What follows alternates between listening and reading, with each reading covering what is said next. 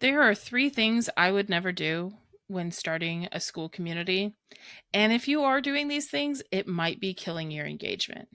I'm going to give you this list, and I want you to know that there's not one right way to do this, but this is the common things that I'm seeing happen. And it's people coming from other platforms and trying to treat Skool as if it's one of the platforms that already exists, and it's not.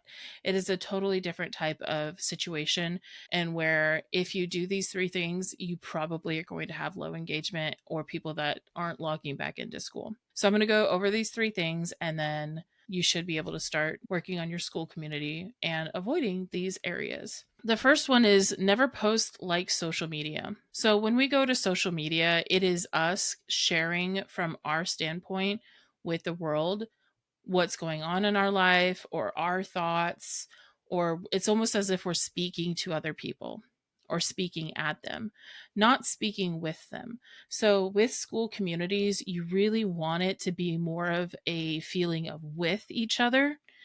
And you can bring up a topic, but you shouldn't be like lecturing or teaching or sharing your point of view that has no room for them to share back with you. Because if you do it that way when you're writing it out, a lot of times the posts are really long. It gets into like the thought leadership category, and it just is kind of, if you're already posting on social media, why do they even need to show up to your school? Because they could go read that stuff elsewhere. This is where they want to communicate and like grow a relationship with you. The second thing, Skool does not have a feature to schedule posts. And so a lot of people are like pre writing their posts and putting it in Google Docs or putting it in a draft classroom. I actually don't recommend scheduling posts or pre writing them. I have seen several people that have done this, especially if they'll make excuses. I'm going to be doing it for a challenge, or I want to have something that goes out every single day at a certain time. And if that's you, that's okay. Again, there's no one right way to do this, but a lot of times those are written in the viewpoint of looking towards the future and not including them in a conversation that happens in the now. So, kind of similar to like never post like social media, a pre written post, a scheduled post, even if you're trying your hardest to make it engaging, usually doesn't feel in the moment and people can tell. And so they end up not having as much engagement. And the third thing is trying to perfect anything prior to starting. And I know that there's a lot of things that we feel we could go ahead and get the work done prior to anybody joining our community. And we want to make it look great, and we want people to feel like you did a really good job. This is something of excellence. But the problem with that is that when you start to try to perfect something, you're going to look at it with a critical eye of a creator rather than a member.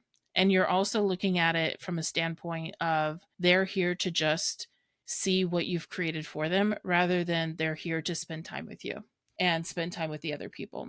A lot of times people will hold off on creating something and they want to make more classroom content.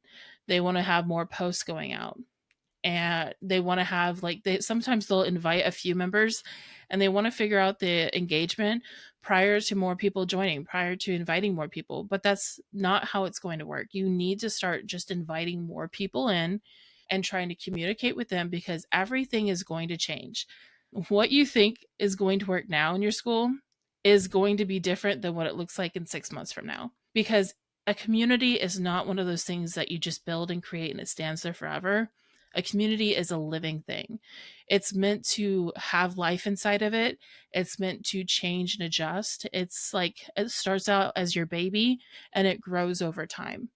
And so you end up loving every single stage of it, but you have to be able to let go and let it develop how it's meant to be.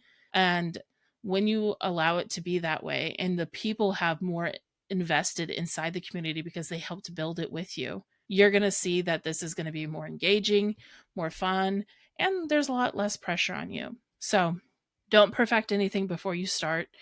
You can sign up for our Skool community. When you join Skool, you can go over and hit create community.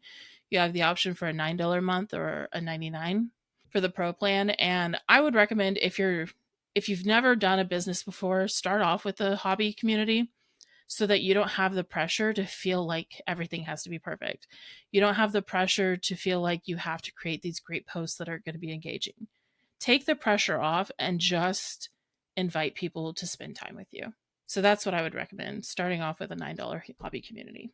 And once you join Skool, you do get access to the Skoolers community, and there's a lot of good stuff in here. The first thing I would recommend is go to the classroom, go to Skool 101. They have finished a good portion of these, but this is going to give you everything you need to know to get started. Then there's the calendar, and you'll notice that there's school news. Go ahead and add this to your Google Calendar so that you are always able to be there live if you can. You can also come over back to the community. This gem section is pretty much all these posts inside here are things that Skool team has like together decided are really good.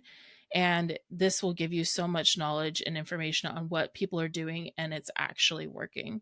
So if you need to get help with your school, Skoolers is a great place for that. And you can just dive in and start learning right away.